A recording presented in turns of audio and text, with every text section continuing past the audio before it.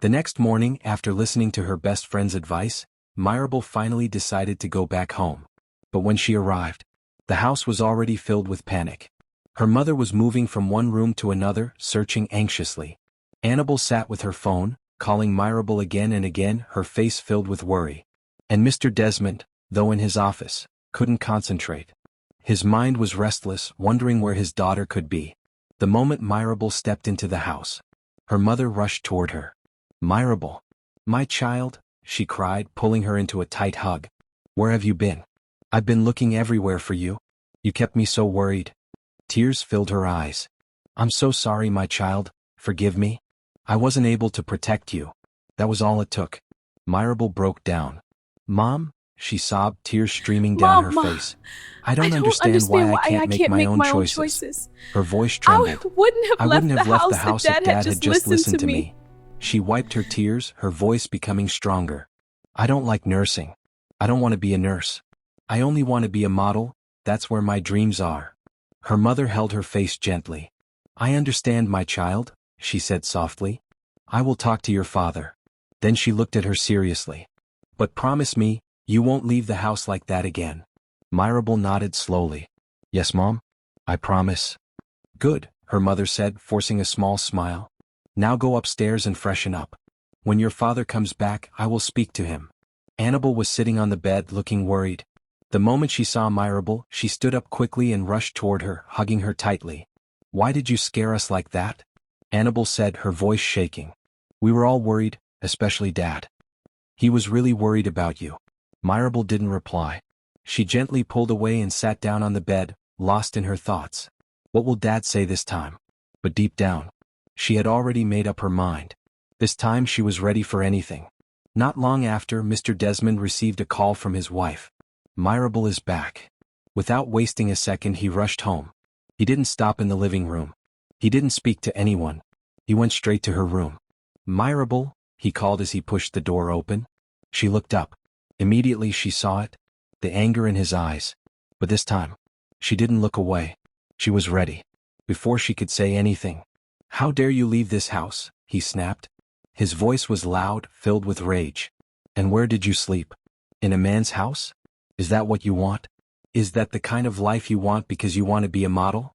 Mirable's heart pounded, but she stayed silent. "Why can't you be like your sister Annable?" he continued. "Respectful, obedient, calm." His voice grew sharper. "Why are you always the one who disgraced me?"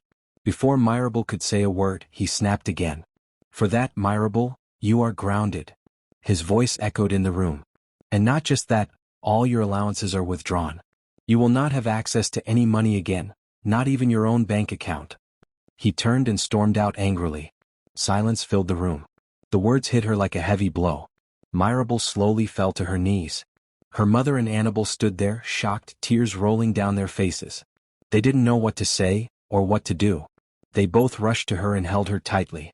Her mother whispered softly, her voice trembling, "I'm so sorry, my daughter. I wish I could help you. You know your father, once he says something he never goes back on his words." The three of them cried together, their sorrow echoing through the house. From that day on, Mirable became a shadow in her own home. She was always inside, quiet, withdrawn. Meanwhile, her twin sister Annable had everything she wanted. She started working at the hospital. Everything seemed perfect for her. She never complained, not even once. She woke up early every day, prepared for work, and slowly became their father's favorite child. But Mirable, she was breaking inside. She cried in secret. She refused to eat. Her mother would always come to her room worried. "Mirable, my daughter," she would plead gently, "please eat for me. You're getting thinner. I don't want you to fall sick." But Mirable would shake her head. "I won't eat, not until I get what I want."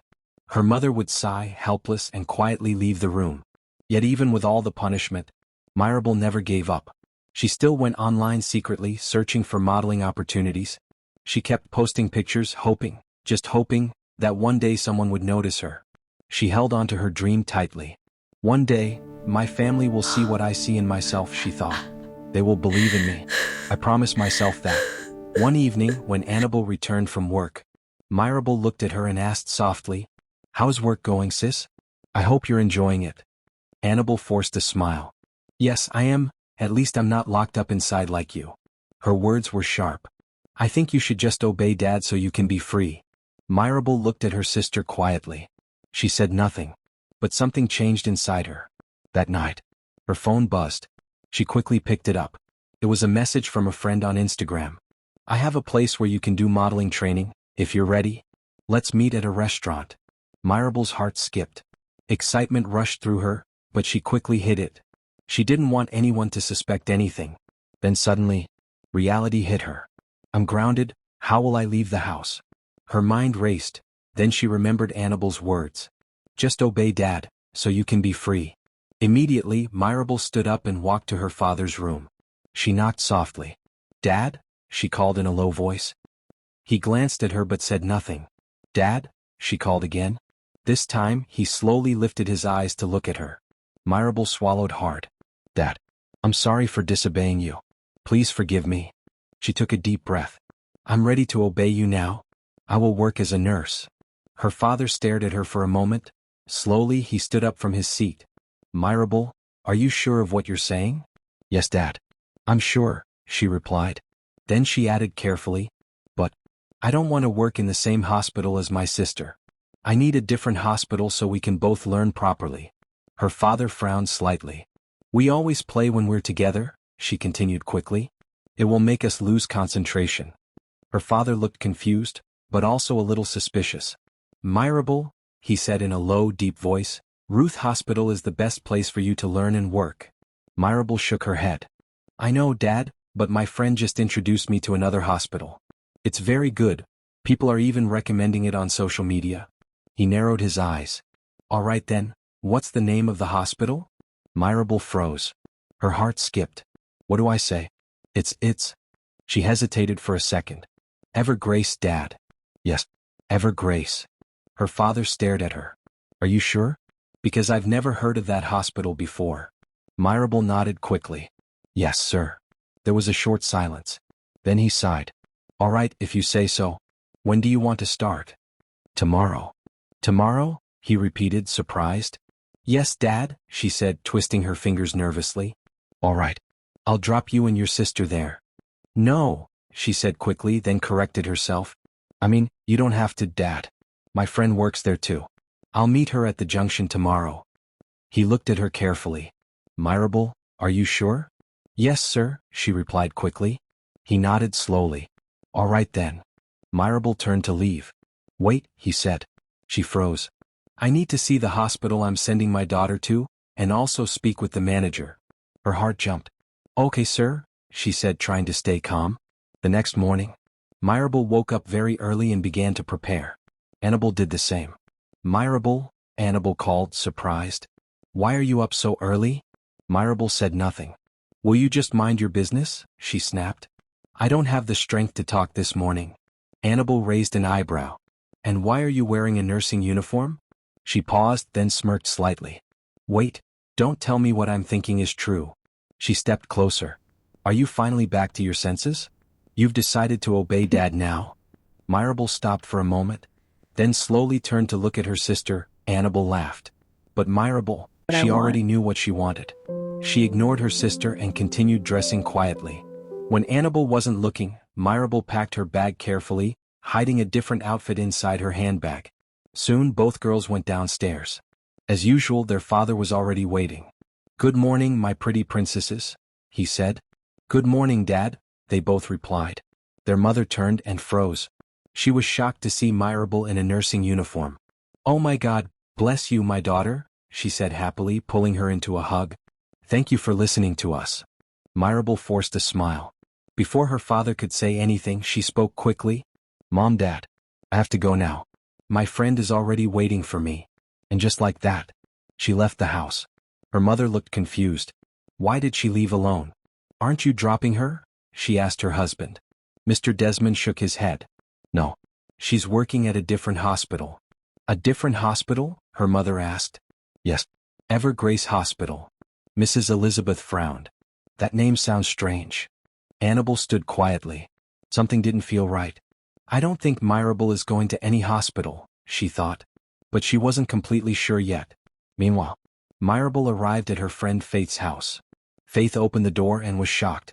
Mirable, what are you doing here? And why are you in a nursing uniform? She looked at her carefully. Wait, have you finally given up on your dream? God forbid. Mirable said quickly. Give up? Never. Faith frowned. But you told me you were grounded, so how did you even come out? Mirable sighed and sat her down. Then she explained everything. So I came here to change, she said. The lady is waiting for me at a 5-star restaurant. My family doesn't know anything about this. She lowered her voice. I had to deceive my father so he would allow me to leave the house. Faith nodded slowly. All right, that's actually a smart idea. The two of them quickly got ready. Later, Mirable met the woman. After a long discussion, the woman handed her a card. This is the agency, she said. Call him or send an email, or you can visit the office. All the details are on the card. Then she stood up and left. Mirable stared at the card in her hand. Her heart was full. Slowly she placed it against her chest. Finally, she whispered. My dream is coming true. Faith, sitting beside her, smiled. So, what do you want to do now? Mirable hesitated. I don't know, should I call him? Or go there today? No, Faith said firmly. Message him first. If he replies, then you'll know when to go. Mirable nodded. That's a good idea. They both smiled. Then suddenly, Mirable's face changed. What if my dad asks to follow me to work tomorrow? She said, worried. What will I do? Faith smiled confidently. Don't worry. I've got you. She leaned closer. You remember my uncle I always talk about? Mirable nodded. He's a manager at a hospital. I'll talk to him, he can help cover for you. Mirable's eyes widened. Really? Faith nodded. Yes. You won't get caught. Faith smiled and held Mirable's hands tightly. You're not alone, she said softly.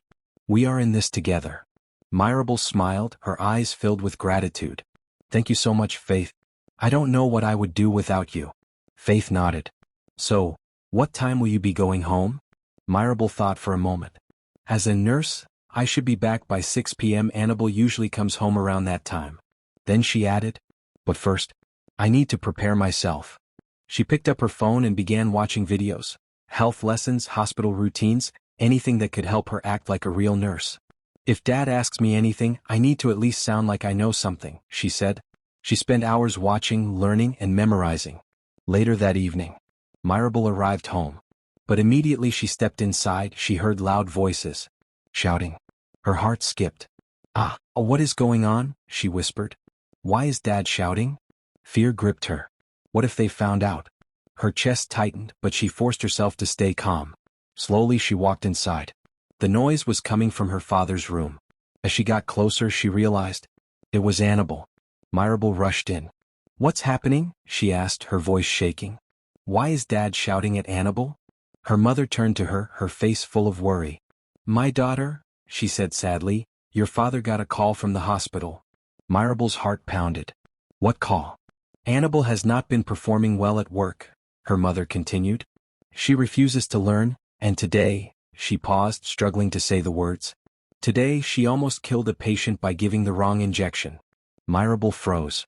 The hospital has sacked her, her mother added quietly. She's been sent home. At that moment, Mr. Desmond's voice roared. How dare you disgrace me outside? Annable was on her knees, crying uncontrollably. This is how many years you spent studying medicine, and you still don't know the right injection to give? His anger filled the room. What if nobody had seen you? What if that patient had died? He pointed at her. My name would be destroyed. I would be in jail for murder. Is that what you want? Annable sobbed harder. I'm so sorry, Dad. It was never my intention. But he didn't calm down. I am very, very disappointed in you, Annable, he said coldly. After everything I have done for you, this is how you repay me? His voice dropped, but it was even more dangerous. From today onward, you are grounded. The room went silent. I don't even want to see your face right now. Mr. Desmond's voice echoed with anger. And thank God I have 2 daughters. If you don't want to make me happy by becoming what I want, your sister Mirable will. Mirable's heart skipped. Oh no, she whispered to herself. Before he could call her again, she quickly slipped away and rushed into her room. Her hands were shaking as she picked up her phone. She quickly sent a message to the email on the card. I have to get this before my father finds out. Not long after, a reply came in. Yes, I will be at the office tomorrow by 10 a.m. The audition starts at 10. Make sure you are there. Mirable's heart skipped again, but this time not in fear. Enjoy. Finally, she whispered. God, please, let them pick me tomorrow. That night, she couldn't sleep. She stood in front of the mirror practicing how to walk, how to turn, how to smile. Again and again. She picked out her best clothes and arranged them neatly in her bag. Tomorrow is going to be a wonderful day, she said to herself. Tomorrow's going to A be soft smile day. appeared on her And face. from tomorrow, I will be called called Model Mira. The next morning, she dressed up quickly. Dad, Mom, I'm leaving, she called. Wait, Mirable, her father said. Why are you leaving so early? I'll drop you today. He smiled proudly. You are the only child that wants to make her father happy, and I will also make you happy. Mirable's heart tightened. No, Dad, she said quickly. My friend is already waiting. Before he could say anything else, she rushed out of the house, leaving everyone speechless. She got to Faith's house and quickly changed her clothes. Bestie. I'm scared, Mirable admitted softly. Faith held her hands just like she always did. Don't be scared, she said. I'm with you. Remember, this is what you've always wanted. So go and take it, and make me proud. Mirable hugged her tightly. Thank you. Faith wiped her tears gently. Go, and succeed. Mirable left the house by 8 a.m. because the place was far. By 9:30 a.m. she arrived. Wow. The place was beautiful, crowded, full of people. Wow, she whispered. Her heart started racing again when she realized she wasn't the only one. Oh God, please help me, she whispered quietly. Please help me. Not long after, the manager walked in. Everyone stood up to greet him. Good morning, he said. Good morning, sir, they all replied. He paused. The first 5 people selected will represent us at the World Model Studio. Everyone clapped excitedly. Mirable's heart raced. If I win, I could leave this country. Oh my God, I can finally be free. The audition began. One by one they walked, practicing their catwalk, showing confidence. The manager sat down, watching carefully, scoring each person. Then, it was Mirable's turn. She took a deep breath and walked, with confidence, with passion, with everything she had. At the end of the day, the manager stood up. The results will be out in 5 days, he announced. You will all receive an email if you are selected. Everyone slowly left. She went back to Faith's house, waiting, hoping, praying. Each day felt longer than the last. Her heart was filled with only one thought. This is my chance. I cannot lose it. Mirable spent every single day checking her email, again and again. Even though she knew the result would come after 5 days, still, she couldn't stop. Hope wouldn't let her rest. Meanwhile, Annable was no longer herself. She moved around the house like someone lost in her own thoughts. Broken. She kept thinking, I have failed. Not just her family, but herself. Now she worked in her father's company. All her dreams of traveling abroad were gone. Even though she studied nursing for that exact purpose, it still didn't work out. Her voice had slowly disappeared. She barely spoke anymore. Despite all her effort, her father still shouted at her, still complained. You never get anything right, he would say. Even on nights when she stayed awake, making sure documents were completed, emails were sent. He never noticed, never appreciated her. But why would he? His image had already been damaged. His friends mocked him. I thought you always bragged about your 2 daughters being nurses, they said. Now one has already been kicked out. I'm sure the other one will follow. Those words pierced his heart deeply, and he poured that pain back onto Annable. Annable slowly realized something painful. She didn't even have time for herself. But she couldn't change anything, because it had always been like this. From the beginning point 5 days later, Mirable's phone beeped. An email. Her hands trembled as she opened it. Then, she screamed, jumping up from the bed. Finally, tears rolled down her face. I made it. Her dream was finally coming true. But then, she read further. There was a condition. They would undergo 3 days of training, and after that, they would leave the country.